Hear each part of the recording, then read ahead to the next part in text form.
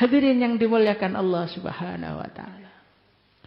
Orang itu kalau punya iman, Allah Subhanahu wa taala tidak menjanjikan dia uangnya banyak. Allah Subhanahu wa taala tidak menjanjikan kepada orang yang beriman rumahnya jadi mewah. Allah tidak menjanjikan orang-orang yang ada iman dia akan menjadi orang-orang yang terkenal. Tidak. Allah menjanjikan kepada orang yang beriman sesuatu yang enggak bisa dibeli. Kalau dunia ini mobil mahal, sementing wonten duwike saged. Rumah mahal, yang penting ada uangnya, bisa. Jabatan bisa atau tidak? Enggak tahu saya itu. Hadirin yang dimuliakan Allah Subhanahu wa taala. Tapi ini ada satu perkara. Kalau Allah memberikan iman kepada kita, perkara itu Allah hadiahkan kepada kita. Falanuhyiyannahu hayatan thayyibah. Allah Subhanahu wa taala memberikan kepada dia yang indah bukan rumahnya. Yang indah bukan istrinya.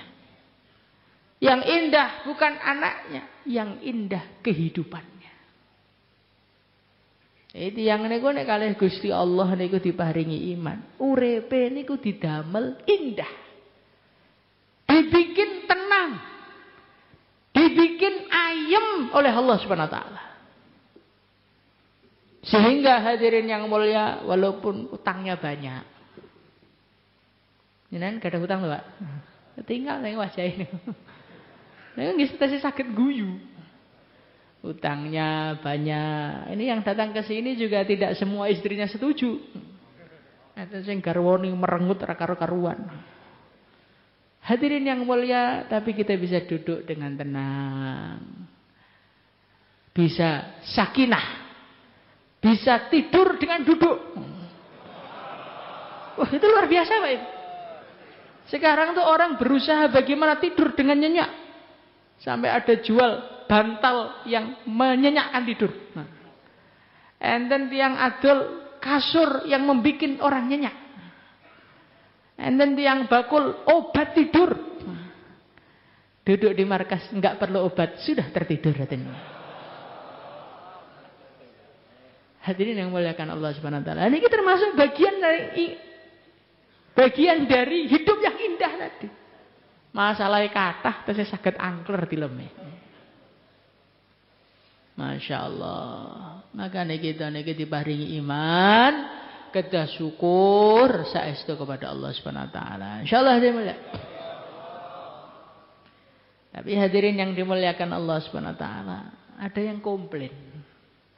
Pak, kehebatan iman itu kok enggak saya rasakan. Sampai yang tadi cerita hidupnya akan indah.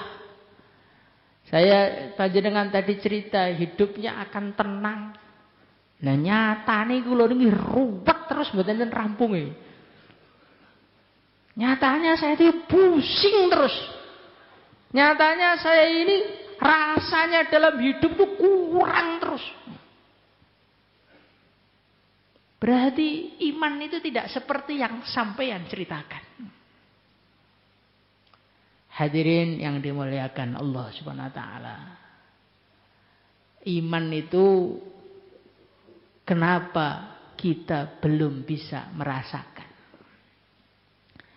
Karena bungkusnya iman itu belum kita buka, hadirin yang mulia. Ada orang iklan es krim sangat manis, sangat nikmat. Sampean tumbas es krim, sampean mut kalih plastike. Manisnya terasa atau tidak, hadirin mulia? Enggak terasa. Manisnya enggak terasa. Akhirnya marah-marah. Bakul es krim beliduan. Yang jualan es krim bohong. Mana katanya manis. Semua orang tertawa dengan dia. Bapak, sampean niku kleru. Jenengan buka atau bungkusnya. Kalau bungkusnya belum dibuka, maka manisnya es krim nggak akan pernah kita rasakan. Begitu juga hadirin yang mulia. Rasulullah sallallahu alaihi wasallam beliau bersabda, "Dzaqa ta'mal iman man radiya billahi rabba wa bil islami dina wa bi Muhammadir rasulah." Ada 3 syarat yang mana selagi syarat itu belum ditunaikan, maka iman wujud tapi enggak ada rasanya. Ya seperti kita ini sekarang. Kita ini sudah punya iman. Ya kalau es krim mau, tapi itu saya dibungkus. Akhirnya bendino niku sambat mau. Saya masih kurang, saya enggak pernah manis, hidup saya enggak pernah tenang. Melihat istri sumpek, melihat anak sumpek. Sama Pak, anaknya juga sumpek lihat sampean. Hadirin yang dimuliakan Allah Subhanahu wa taala, nopo syarate ben iman niku saged dirasakne nikmate. Man radiya billahi rabba.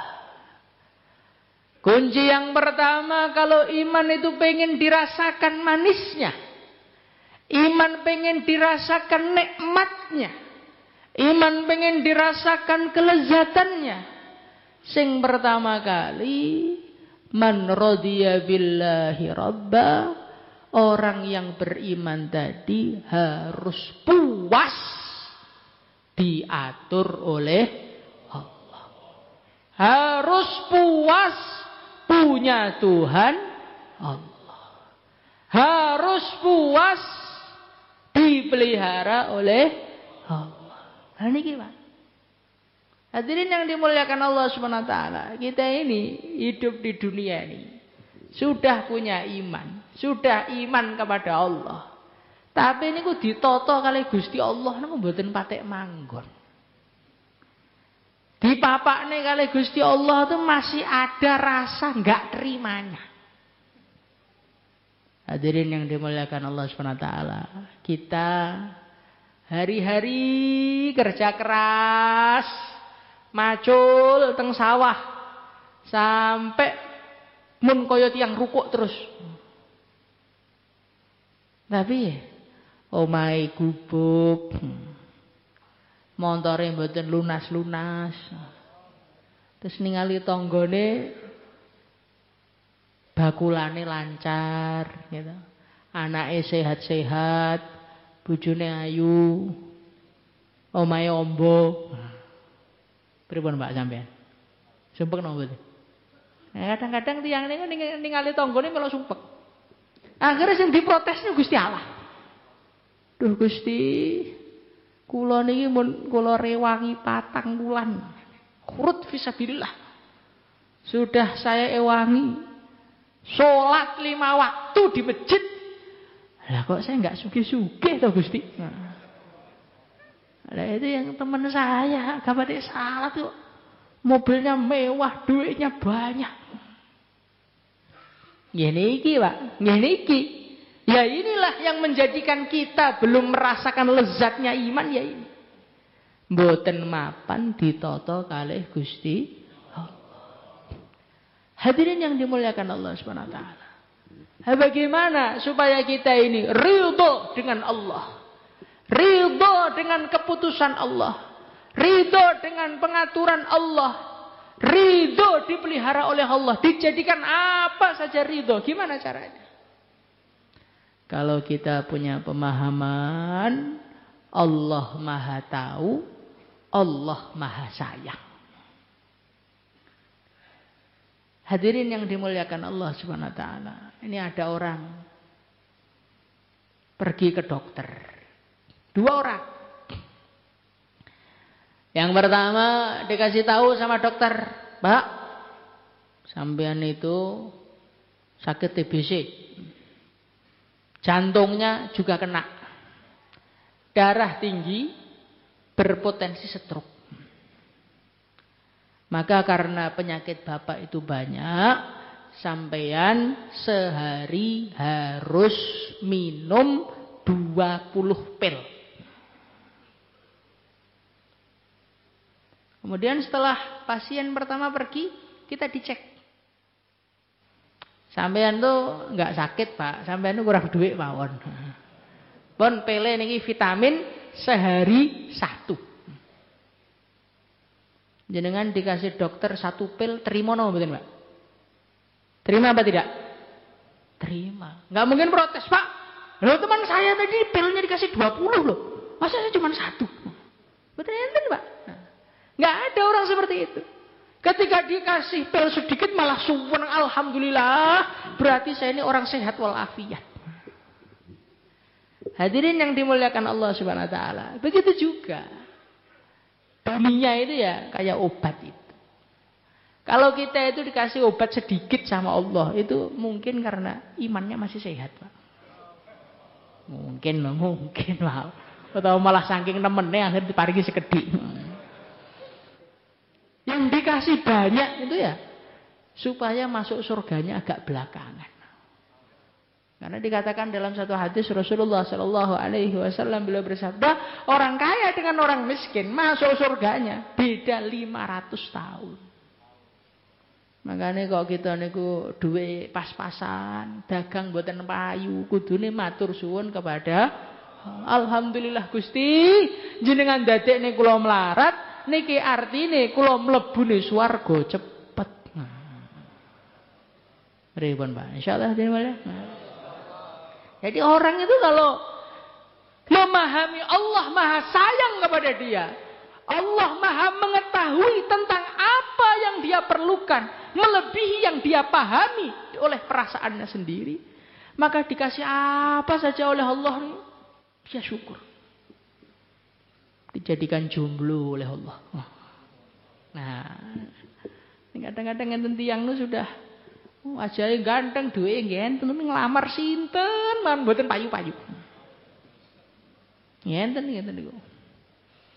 Hadirin yang dimuliakan Allah Subhanahu wa taala, kadang-kadang juga gerundel kepada Allah, ya Allah, itulah hambamu yang wanita lo banyak.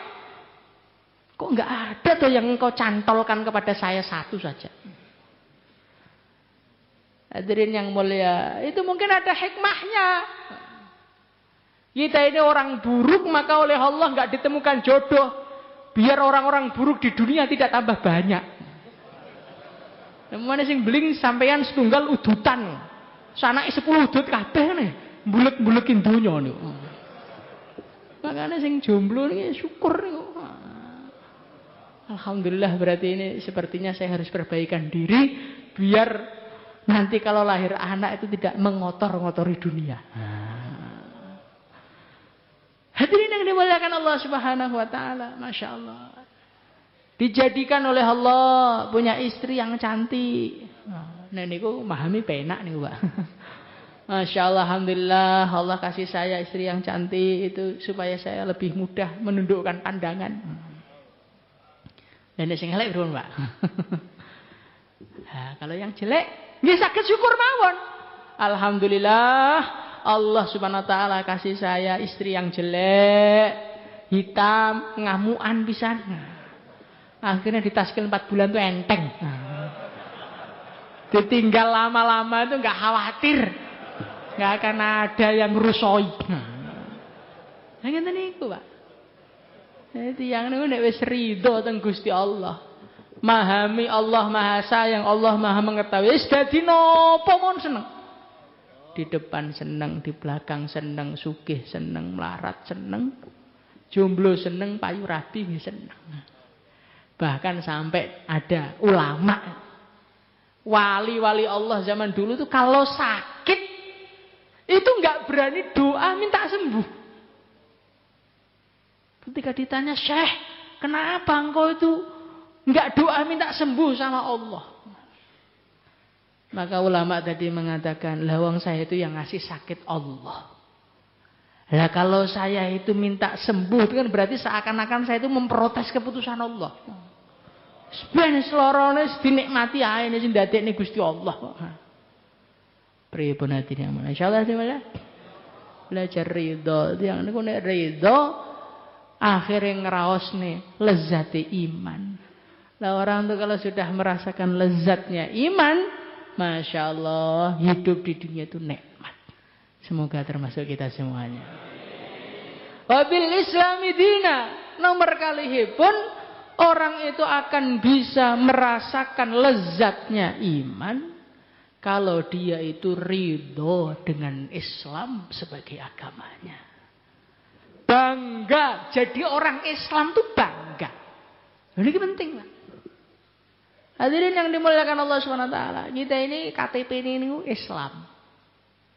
Tapi kita ini mboten patek marem dengan keislaman kita.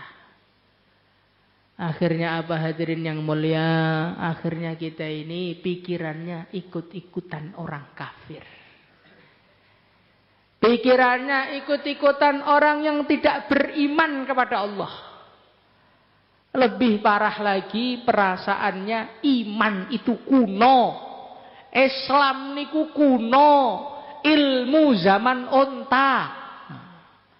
Tetapi kalau yang kafir itu loh keren, modern, masa depan, Masya Allah. Ini ki Pak, sing dadekne urip ruwet ini ki. Kita ini enggak bangga dengan Islam. Maka hadirin yang mulia, kita dengan segala aturannya Islam kudu ridho, kudu marah. Insyaallah hadirin mulia. Hadirin yang mulia, Islam itu gampangane ngomong itu kados buku perawatan sepeda motor. Sampean beli sepeda motor Honda di dealer, maka dikasih buku panduan servis. Setiap 5.000 km ganti oli. Kecepatan maksimal 100. Bannya diganti berapa bulan sekali, berapa tahun sekali. Maka ada orang mengatakan, "Sopo tuh iki dealer pengen kakian badi." Pokoknya motor sudah saya beli, ya saya nikmati sendiri sak senengku. Akhirnya motornya mboten nate diganti oli, gas terus. Akhirnya bane motor halus mboten diganti, aku tuku entek-entek nih. Akhirnya napa mesinnya brodol, bane meledos, tiangnya mati. Meledos tengah-tengah banter ya mati, Pak. Hadirin yang muliakan Allah SWT. Begitu juga kalau kita itu melihat aturan Islam, kadang-kadang itu seperti memberatkan. Orang Islam dadak kon tundukkan pandangan, api-api masuk gak digeti. Perempuan suruh tutup pakai cadar, tutup auratnya, apa-apaan itu? Itu namanya menghalangi kebebasan manusia. Hadirin yang mulia, padahal Allah Subhanahu wa taala itu membuat seperti itu biar kita itu tenang hidupnya. Karena kalau sampean itu yang di jalan diingeti semua. Yang di TV diingeti, di iklan diingeti. Ayu-ayu nih teng iklan mung disiapne. Lah mulih-mulih ningali garwane kados ndruwo. Akhire niku ningali bojo kudu ngamuk mawon. Sing estri nggih sami, delokane tiyang Korea ganteng-ganteng putih-putih. Delok sing lanang irunge pesek. Kulite mengkilat. Langsung senep, akhirnya bendinten acarane geger. Makane tiyang niku Masya Allah, nek pengen nek ngertos kehebatan Islam, maka dia akan puas 100%. Dengan aturannya Allah, aturan agama Islam ini. Insyaallah hadirin mulia. Hadirin yang dimuliakan Allah Subhanahu wa taala. Kemudian yang ketiga, wa bil Islami dina wa bi Muhammadir rasulah. Orang itu akan merasakan lezatnya iman. Syaratnya yang ketiga, kalau puas punya pimpinan, puas punya idola, puas punya kekasih yang termulia, makhluknya Allah yang paling dicintai oleh Allah, yaitu Rasulullah Sallallahu Alaihi Wasallam. Nah niki nggih termasuk penyebabnya kita ruwet teng donya ngene iki, Pak. Mboten patek marem kalih Kanjeng Nabi. Akhirnya ngakune santri mondok pirang-pirang tahun. Cekelane hadis Piala Dunia enggak ketinggalan. Masya Allah. Mun ustaz-ustaz statusnya sing menang negara iki, sing menang negara iki. Masya Allah. Ini jane Nabi ini sapa sampai gumen ora. Hadirin yang dimuliakan Allah Subhanahu wa taala. Kita ini punya kekasih yang terhebat. Pondok. Nabi itu dilihat dari sudut pandang manapun, beliau adalah manusia yang paling sempurna. Kalau kita mengidolakan orang dari segi ketampanannya, tidak ada seorang pun yang ketampanannya melebihi Rasulullah sallallahu alaihi wasallam. Anjing Nabi niku saking gantenge niku kullu baitin anta sakinuhu ghairu muhtajin ila suruji. Setiap rumah yang Nabi ada di dalamnya sudah enggak perlu lagi dengan sinar matahari. Enggak perlu lagi dengan lampu, hadirin yang mulia. Hadirin yang dimuliakan Allah Subhanahu wa taala. Nah, kalau kita ini memahami siapa Nabi dengan sebenarnya, enggak mungkin kita tidak ridha Rasulullah sallallahu alaihi wasallam sebagai pimpinan kita. Hadirin yang dimuliakan Allah Subhanahu wa taala, inilah 3 perkara yang perlu kita wujudkan di dalam diri kita.